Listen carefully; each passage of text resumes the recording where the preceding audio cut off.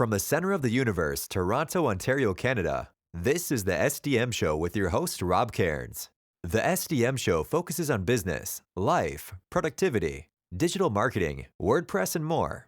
Sit back, relax, grab your favorite drink, and enjoy the show. Here is Rob. Hey everybody, I'm Rob Cairns. I'm the founder, CEO, and Chief Digital Strategist at Stunning Digital Marketing. In today's show, I have Mitch Weisburgh with me, and Mitch and I are going to talk all about mind shifting. As you all know, I'm such a mind shift guy, so this is one of my favorite conversations. Sit back, relax, enjoy the show. The SDM Show is brought to you by Stunning Digital Marketing, the digital marketing concierge that helps you put all your marketing pieces together. We are your marketing experts. We are also your WordPress security experts and know how to lock down a website and protect yourself from bad actors. So contact us at Stunning Digital Marketing today. Hey everybody, Rob Cairns here, and today I'm here with my guest, Mitch Weisburgh. Hey Mitch, how you doing, man?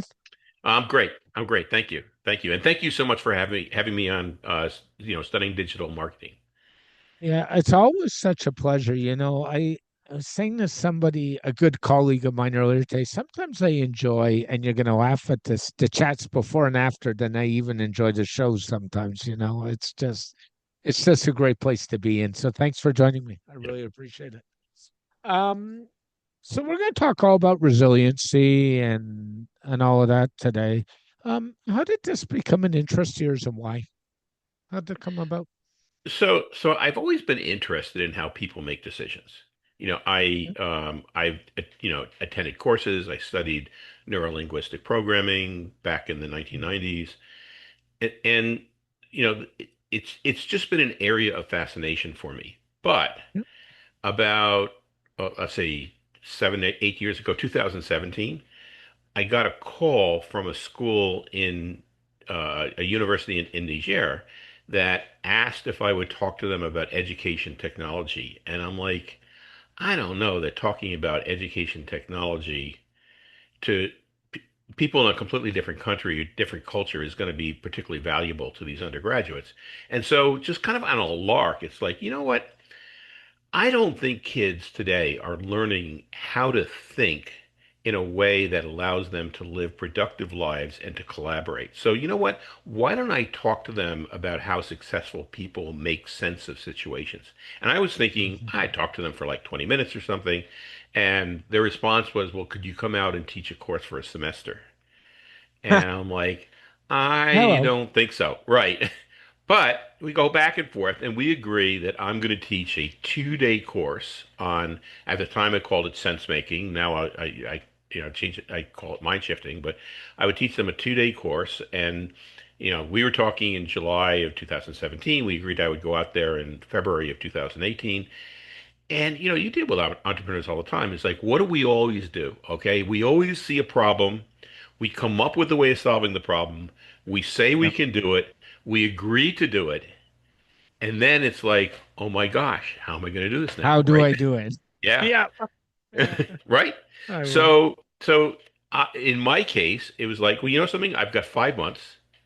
Let me start reading books on different fields where about decision making. So I read books on economics. I read books on psychology, cognitive Mhm. science, which led to neuroscience, which led to biology, Yes. which led to coaching, which led to teaching, which led to sales and influence and all these different areas. And what I would see is that in each area, they have their way of thinking about like what might go wrong or how do you plan or how do you get your mind in the right frame of mind. But nobody really put all that together. So what I tried to do is I said, well, it seems that there's three elements in this. First of all is how do you get your own brain ready to be resourceful? Second, how do you assess the situation and stay motivated even if things go wrong? And third, how do you deal with all those idiots who think you're wrong? So dealing with people, converting conflict into collaboration. So I put together a 2-day course, pulling from all these different fields, flew out to Niamey, Niger, and talked to, it was the first course was 60, 70 kids, 18 to 25-year-olds. And at the end of the 2 days, I'm like, and that sense making, and they stood up and cheered. And it's like, Awesome. this really is something that kids can get and that they find valuable because nobody teaches it. So that's how I got involved in mind shifting. Yeah. So I'm gonna dive right in. Two things you said. One, how do you deal with all the people that think you're wrong? Oh, if I've heard that phrase once in a million, I'd be a rich man because the reality of it all is everybody that every time we try and do something different, whether it's mind shifting, whether it's business wise, whether it's politics, which I don't want to get into, whether it's anything, we're all wrong. Whether it's our health, we're all wrong. Yep. And that's people's defense. Oh, I don't agree with you. So let's not have a conversation. Let's just say you're wrong. And it's easier. And I don't agree with that thinking at all. The other thing I'll say to you is mind shifting is as much about the brain and how you feel about anything else. So what do you say to that? Well, I think you're wrong. No, Okay. I actually think that You can you say hit I'm both. wrong. Well, I did, but I was lying. Um, because I agree with you. All of this Yeah. is about the brain, and we do get into these situations where we think, I'm right, you're wrong, you're an idiot. We don't have to talk about it, okay? Because you're just wrong. And Yeah. so, when in terms of moving people to change, the way the way I teach how to do it is, we start off and understand that before you can convince somebody else, if you're Mm. in a fight or flight frame of mind yourself, Yep. Yep. then you've already lost that battle. So the first thing you have to understand how to do is to get yourself into an exploratory, curious, maybe even playful frame of mind so that you're Boom. no longer trying to steamroll them, and you can steamroll them with facts, with logic, with punishments, with rewards. But if you're in that frame of mind, then at best you're going to have a short-term positive impact. More likely, you're not going to have an impact, and even more likely, you're going to end up doing more harm than good. So once you are in a positive frame of mind, then there's there's, there's a, a number of other steps. But I'll stop there, for you to comment. Oh, I'm gonna comment Yep, go as you ahead. can see it coming. Because I think you and I talked about this last time we talked. I'm such a mindset guy. I always have been. So I really believe that you have to take care of the brain and you don't want to be in a fight or flight. You got to come to terms with it before you expect others to come to terms with it. Exactly. So if Right. you can't do it yourself, and I'm going to be very transparent, and listeners of this podcast know I've gone through challenges in my own life. I have seeked out professional help in my own life. I have no problems about saying that.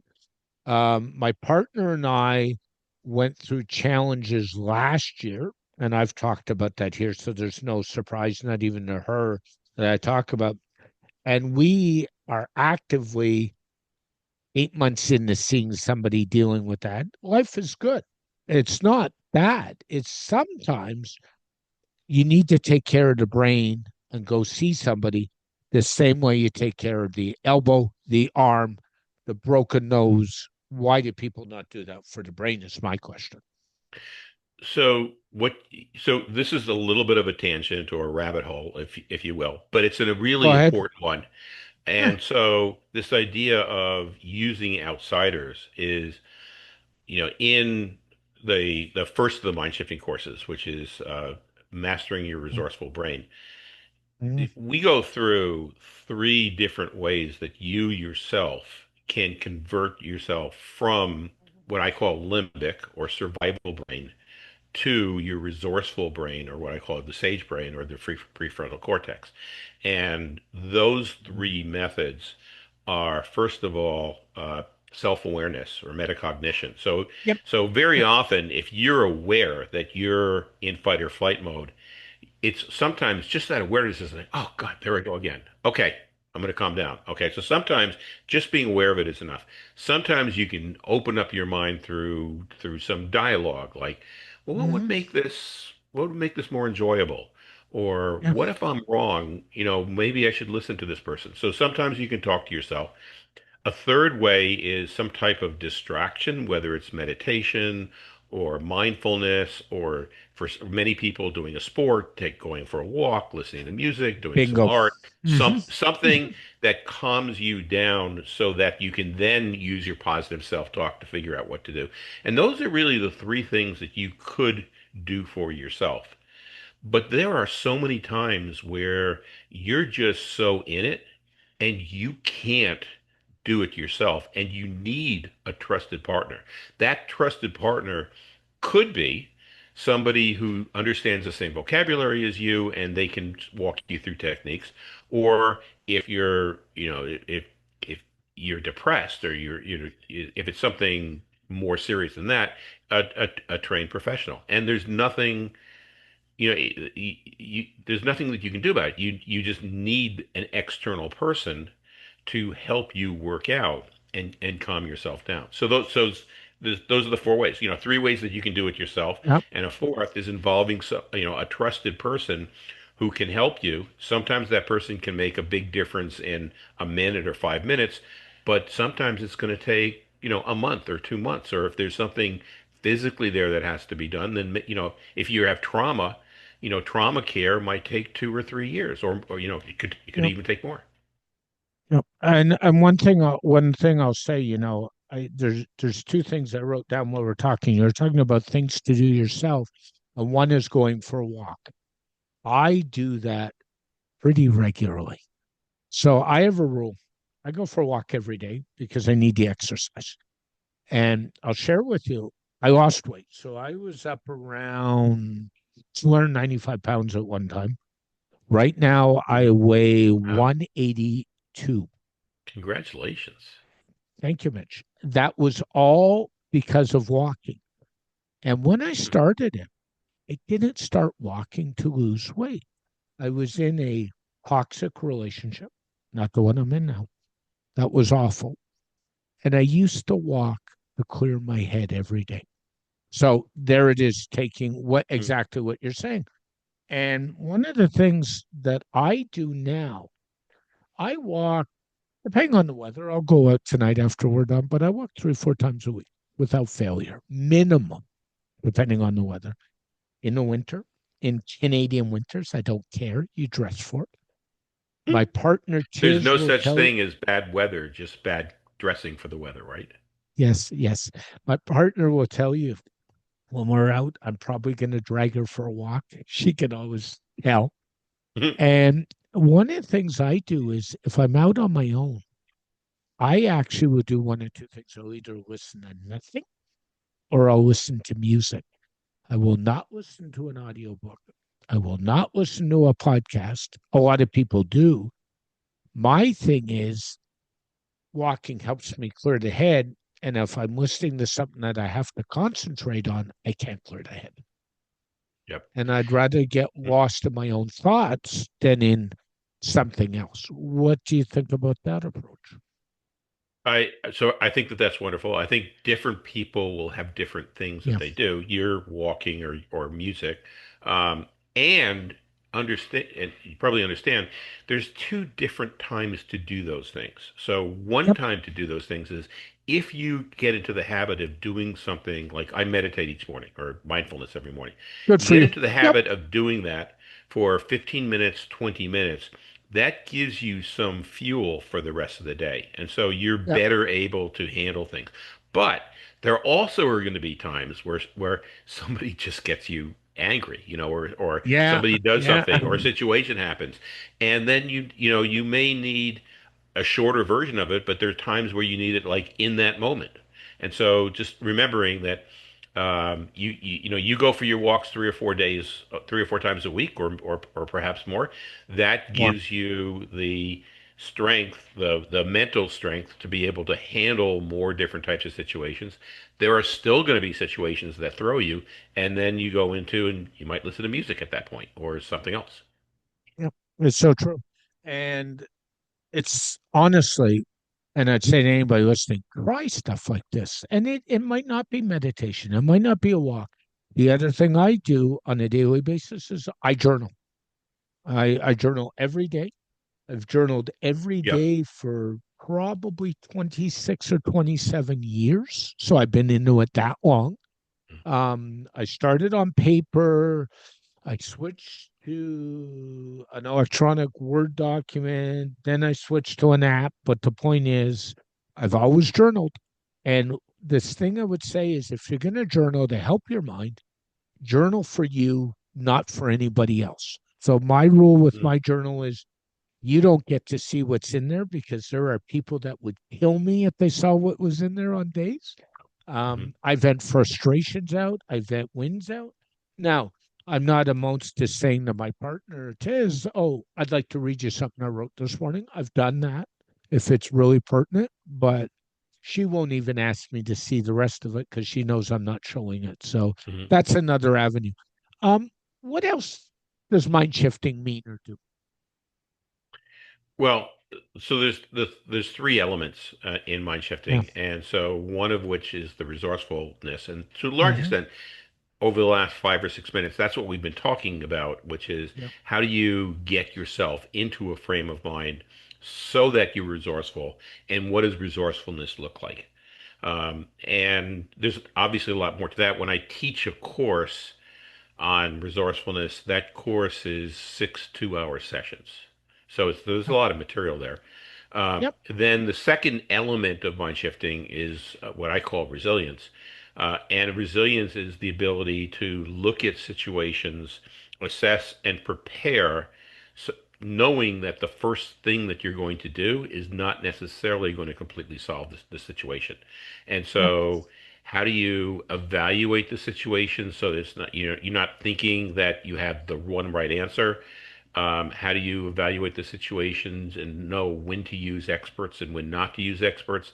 How do you evaluate a situation and know that you're going to be able to come up with a plan, or you're not going to be able to come up with a plan, and so you're going to have to try different things. And if you are going to have to try different things, how do you make sure that you're able to react to whatever happens appropriately, so that you don't have to draw on grit or persistence, which is an energy user.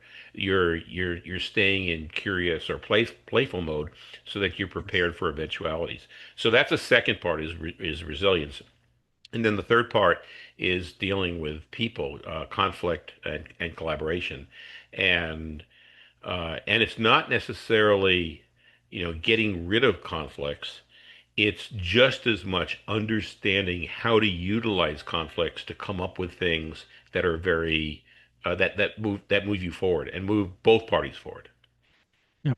I want to dive into that last one for a minute if we can. Yeah. One of the things that comes to mind in conflict and collaboration right away, there's two things. Communication, big problem. We all know in a conflict, screaming at each other does no good. It might vent out to frustration, but I'm not a believer of that at all, Mitch. And the other thing is boundaries. And boundaries doesn't mean I don't appreciate you. It doesn't mean I don't love you. It doesn't mean I don't care. And a lot of people will twist boundaries into those three words. That's a problem. So when you say boundaries, what Yeah, so I think I have a general idea, but maybe you can just expand on that a little bit sure. because that's really I don't interesting. I don't want to do this because it's not a belief of mine. I don't want to do this because I don't think it's a good idea. I don't believe in doing this. I don't think going down this path is the right path because it's not good in the long run. Mhm. I'm not willing to do this because I don't see the benefit of it. Or, frankly, I just don't want to. That's a boundary.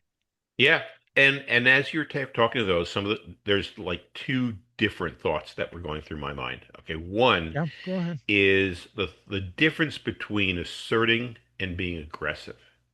Hmm. And it's just like I was so I'm taking a deep breath because the story is a little bit traumatic. But so in the last course that I was teaching, there was a woman who was taking the Yeah. course. It was 6 sessions. At the end of the fourth session, she emailed me and she says, I don't think I'm going to be able to complete the last 2 sessions. My 14 and a half year old daughter just attempted suicide. And I'm like, Wow. you got much more important things to deal with than this course, but Yeah. I'll tell you what I'm going to do. I'm going to give you credit for taking the whole course, and you deal with what you have to deal with. And then afterwards, I was talking to her, and one of the conversations I had with her um, was like, "You're a single mom, you have a part-time job, and you're dealing with all this. How are you dealing with this financially?" And she said, "Oh, I have all these bills. I don't know what to do." And I said, "Well, do you have any relatives? Are there people that you can talk to?" And she was saying, "I just feel that's being incredibly selfish if I ask people for money." And so I had this conversation. It's like when you can assert what you want in a professional way, people respect that. People want Yep. to know what your boundaries are. Yep. We all, we not we all, but many of us think that if we assert ourselves, we're being aggressive. No, being aggressive is trying to manipulate another person, trying to, get them to do something that you want. When you're Yep. asserting like I need this or this is my boundary, you're just stating that and people respect that. And she was like, "Oh my gosh, I got it." Okay? And so she Mm. was able then to reach out and get enough funds so that she could spend the time that she needed to spend with her daughter. And so that was the first thought is the difference between assertive and aggressive.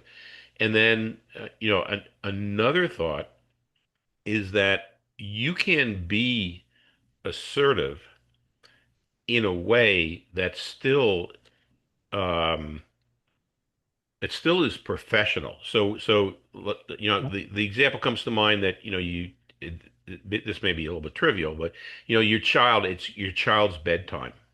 Okay. And you can say, it's whatever the time is. It is 7:30. It's your bedtime. Go upstairs. Okay. And the child Yeah. gets angry and then you get angry, but you're still asserting it and you're going to make Yep. sure that this happens. You're the parent. That's part of your Yep. job. You could also phrase it and say, look, I see that you're really upset.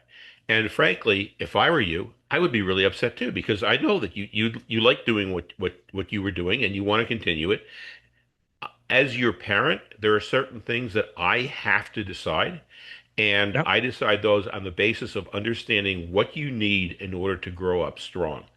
And I'm really concerned about your health. And as much as I will always love you, and you can get as upset as you want, and I would love you, as you're upset.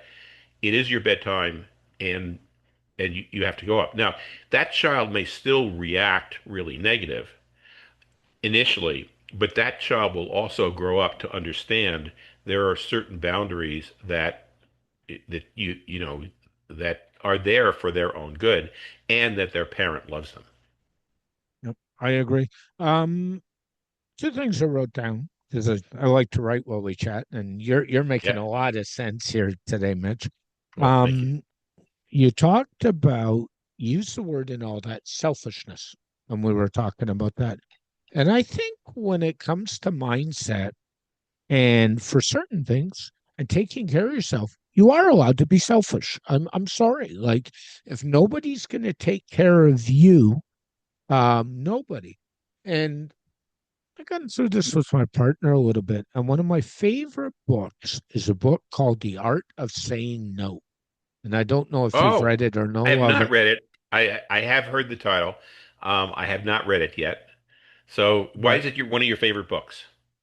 because it gets people who aren't in the mindset used to not having to say yes to everything. Hmm. And that's a problem. Being a yes person isn't practicing shifting your mind. It's not looking after yourself.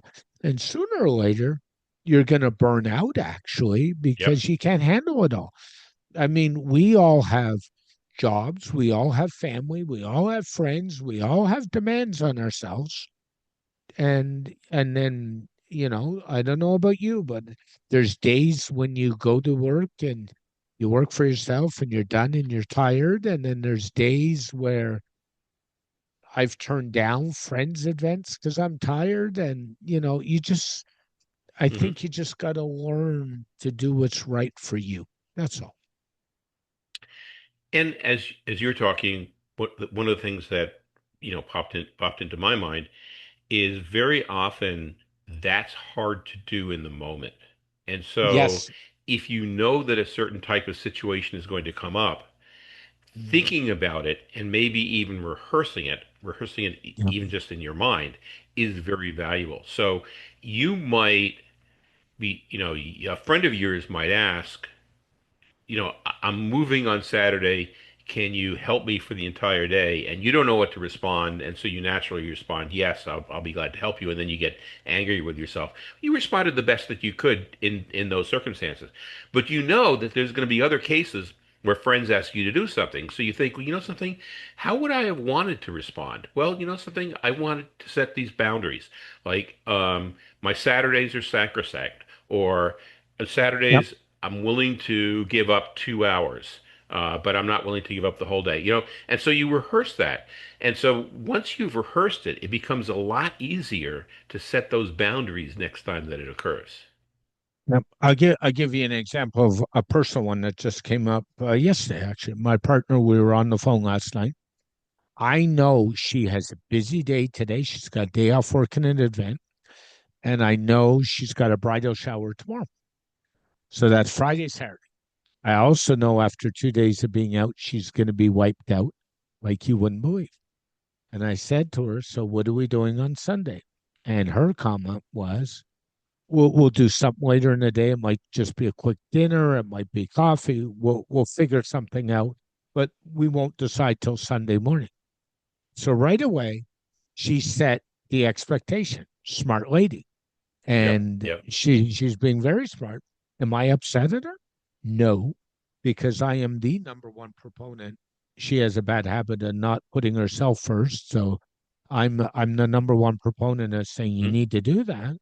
And then I'm the other proponent of saying, yeah, but we got to figure out what we're going to do and get together even for an hour, a couple hours. So the point is, a lot of it is just around setting expectations. Yep, exactly.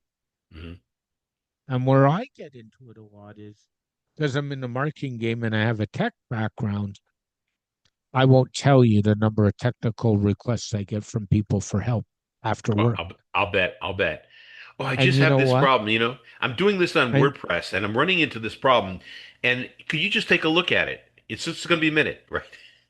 and it's even worse. It's, oh, I got a new computer and I need it set up, or because Yeah. my Yeah. background before marketer was I was a tech lead for one of Toronto's biggest hospitals. So, Oh, you know, and I still have it. And generally what I say to people is, I'd love to help you, but my free time is very valuable to me. So I'm now at the point where I stand here and I say, with the exception of some certain special people who deserve to be in that category, I say, I can help you. And I know you can't afford what I normally charge, but I've charged your nominal rate and here it is. You can decide what you want. Very simple. wonderful. And people Yeah. get Mhm. mad at me all the time. And I'm like, yeah, there's a That's them, store down the street. right? I'm okay with that. No, I'll tell you one of my biggest mistakes, kind of along those lines. Uh, I guess we had been married for maybe a year, maybe 2 years, and I was running my own business and it was growing pretty Uh-oh. fast. And Yep. so I come home one day and my wife says, "Well, what do you want? What do you want to have for dinner?"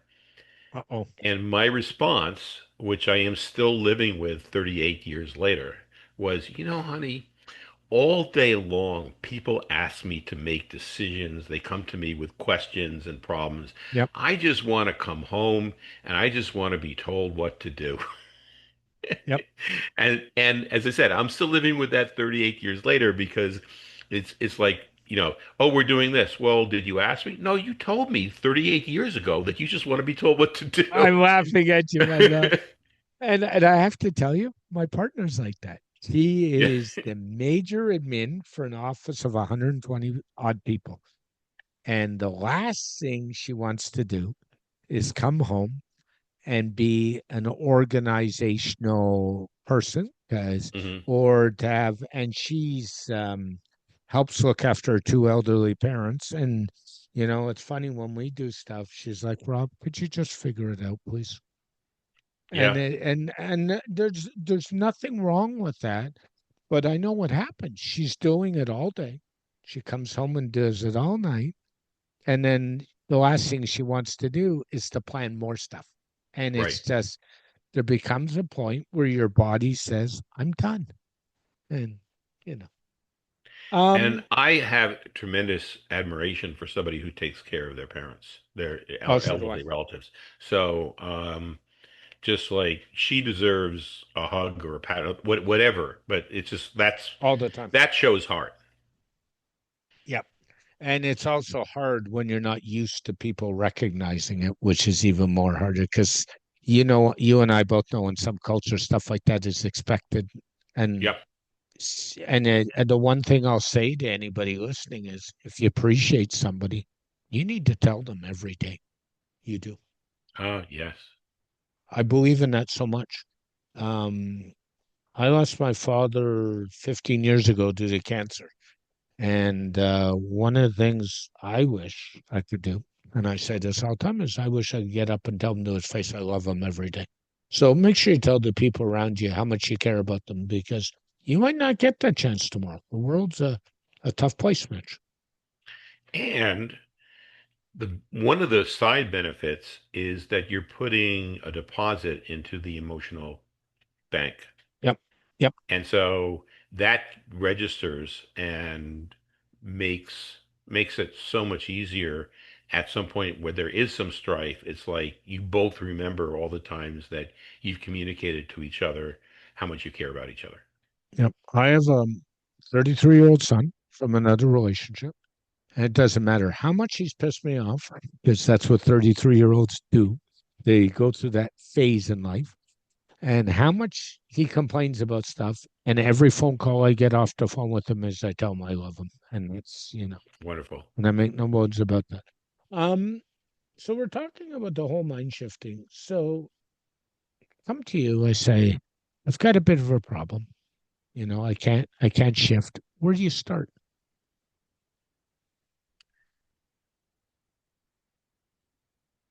So I'm trying to get a little bit more context into that. If a Okay. person So says I, that they I'm have, I'm I'm having problems rewiring my brain. I'm having problems changing how I think. Um, I'm having a problem mentally sorting out how I feel. Where do I start? Does that help? uh, so so part of it could be in asking questions to find out what you really want. Okay, Yeah. so if you um, if there weren't any obstacles or if there weren't any challenges in this, Mhm. what would you want to happen? Yep. That's a good idea. So, Then then if a person starts talking about what they want, an, another step along those ways is to then get them to really visualize that concretely with all of their senses. So if the person, I want such and such to happen, and then you have them, well, let's just say that it's 2 years in the future and it has happened, or a week in the future, whatever the time frame is, and it has happened. How are you feeling that it's happened? Are you happy? Who are mhm. you with? What are you actually doing right now that it's happened? If Yep. somebody were to ask you about this, what would you tell them about how you overcame the problems? And the more concrete you can make that visualization about the future, the more that person will be able to see themselves in the future And very often, and people are people, so nothing's going to work all the time. Yeah. But very often, that visualization will get them to start thinking like, oh, I can really see this happening. I have some hope now. I can and I can see that my next step might be so and so. Okay. Okay, so that's That one way. that's yeah. I think Another way might be, okay, so you're upset about this. Like, what's something really small that somebody who had this issue might do that's just one small step towards resolving it? And if they did that, what do you think would happen? And then what might be the next step that they would take? And then you go back to the first step and say, well, something, this step, do you feel that that's a small step or a big step? If it's a big yeah. step, say, well, what's something that's smaller? If it becomes a small step, it's like, well, do you think that you could commit to just doing that? And after that, you could evaluate or talk to me about what to do next. And so Mhm. helping them break it down so it isn't this big issue that they're facing. It's like, oh, I just have to make a little commitment. And very often you find that after making those small commitments once, twice, three times, it just follows that they continue to follow through. I call that the next step. Yeah. It's funny. Just before you started that, I wrote down two big goals, and in brackets I put smaller steps. So there you go. You and I are on In the same sync. path, I think. Right, Yeah, right. we think alike, but it was funny just as you went into that, because Mm, I think part of the problem is people look at the whole big picture. And I'm a big picture guy, so I'll tell you that. And I have this problem. So I like to take big pictures and break them down for that exact reason. Because if you do the smaller things, you'll get to the bigger thing. But sometimes you need to see the results and the rewards of doing those smaller things, because they can be as yep. important a journey hmm as a bigger thing, right? hmm So, And um, as you were keep talking going. about the big issues, we all have this part of our brain that Yes. tries to keep us safe. And Yep. one of the ways it keeps us safe is getting us not to try things that it regards as risky. And one of Mhm. the reasons it does that, one of the ways it does that is make us miserable. And so Yeah. some psychologists call this the part X. There's a person who I've done a lot of studying of his work. He calls these the saboteurs. Yeah. And just another thing is to say, something, the thing that's stopping me right now is my part X. And I don't just, Yep. like it's lying to me to get me not to move forward. Maybe I have to calm myself down a little bit. Then let me Mhm. ask what I really want. And then the next time part X says, well, you'll never succeed in that, is to say, something, I got you. Thank you for the warning. I don't need you. I'm moving on anyhow. Yep. Sometimes we have to take that chance. I call chances. I personally like what I call calculated risk. If you Yes, and you great get term. where I'm Yeah, coming from. So yeah. I don't like to get into a risk where I know my odds are 40% or less. If it's 50-50, I might, but if it's like 60-70%, I will. So that's kind of that. Um, in the type of people you help, what's typically the biggest issue for them? So, so it's an interesting question because Yeah. there's one way I help people, and this is mostly friends and family, is, I'm just known as a person they can come to and say, I'm having this problem and I can help them. Yep. On a wider range, the way Yeah. my end goal is to have some critical mass of people really understand these techniques. And so one way that I help is by teaching classes, and most of the people who are in the classes are teachers. And Mhm. so the idea is that if I can train teachers how to live this way, and the techniques that I'm using to teach them, they can then take these techniques and of course apply them in their personal lives and also apply them in the interactions that they're having with kids and also change the techniques so that they're age appropriate, so that kids can start growing up understanding how to be more resourceful, how to be more resilient, and how to be more collaborative. So I think the courses, the one-on-one I do with people, I'm trying to be on podcasts, okay, where people can hear this message. I've written the Mhm. first book, which is on resourcefulness. The second book, which will be on conflict and collaboration, will be out November 1st. So through books. So those are really the different ways that I'm helping people. Every once in a while, one-on-one, somebody in a class will call me. I get a lot of people in classes who come out of a session and the next session they say, you know something, my son and I, or my spouse and I, or my mother and I, Yep. have been having this fight for 20 years. Mm. And all of a sudden, using these techniques, I just realized that if I just phrase this little bit differently, if I Yeah. was just curious instead of angry, the whole problem just disappeared, and we no longer fight about this. Yeah. So Yeah. it's cool I love hearing stories like that. One of the things you mentioned was age, and you can adapt this for an age. I would assume in the schools, there's probably the younger you start, the better off, I would think, right? Exactly. Like There with, we have preschool teachers yeah. who are teaching kids to understand their emotions. And when they Mm. start understanding their emotions, to Yeah. start understanding the emotions of another person that they're interacting with, Yep. um, to understand the difference between saying I have to do this versus this is the end result that I want. And so you can Yeah. start getting kids to think that way as early as 4. Now there's certain things like one of the techniques that we spend a lot of time in is something called motivational interviewing. And motivational interviewing is really about getting a person to be able to convince themselves of what they really want to do. And indications are that until a person is somewhere between 8 and 12, they Mhm. don't have the development of their prefrontal cortex. That's something that Yeah. they can do those types of thoughts.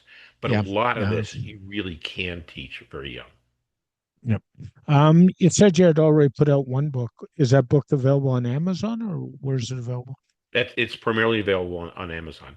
Uh, Okay. Mind shifting, stop your brain from sabotaging your happiness and success. And of course, anything you can access from my website, which is mindshiftingwithmitch.com.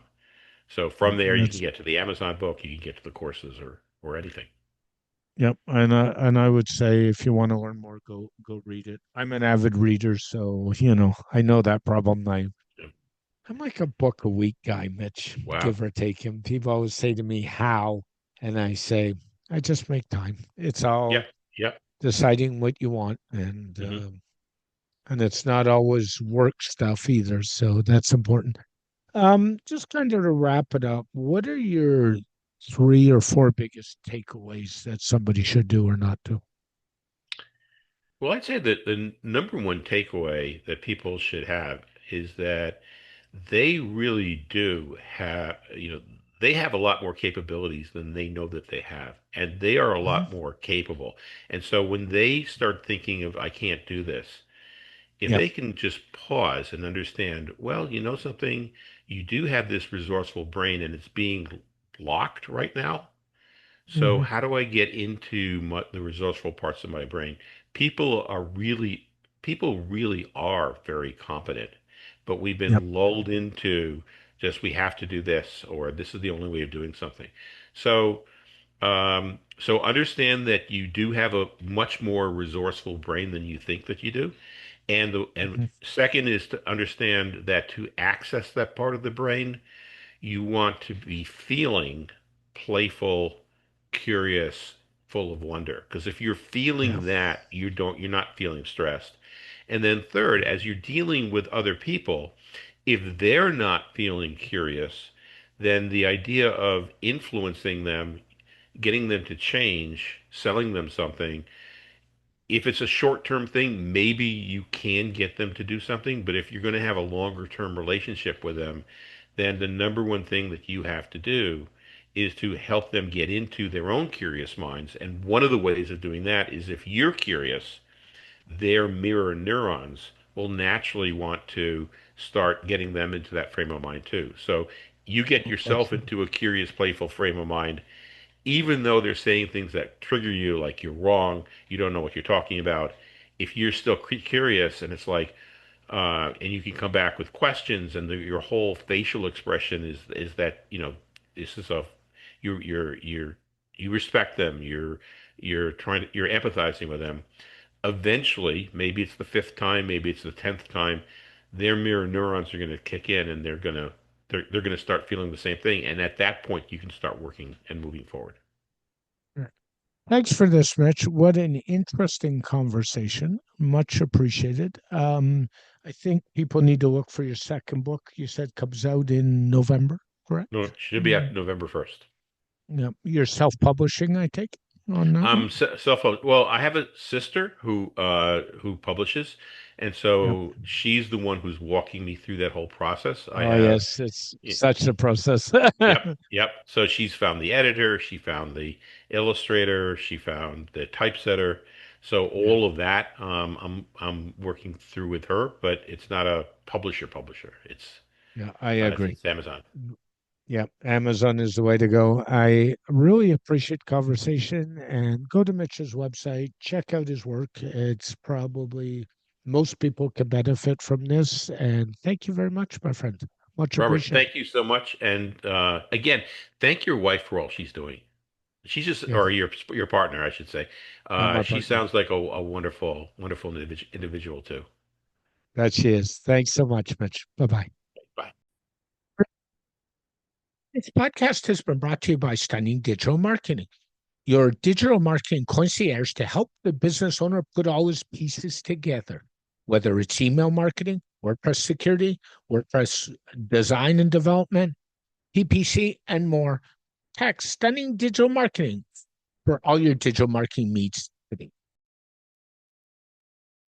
Very special thank you to Mitch for joining me on this edition of the SDM Show. The SDM Show is dedicated to my late father, Bruce Cairns. Dad, I miss you very much every day. My mother, Ann Cairns, who's still doing really well and is an inspiration. And of course, Tiz Maroney. And Tiz, I know I've said it, but thank you so much for all the inspiration you give me every day.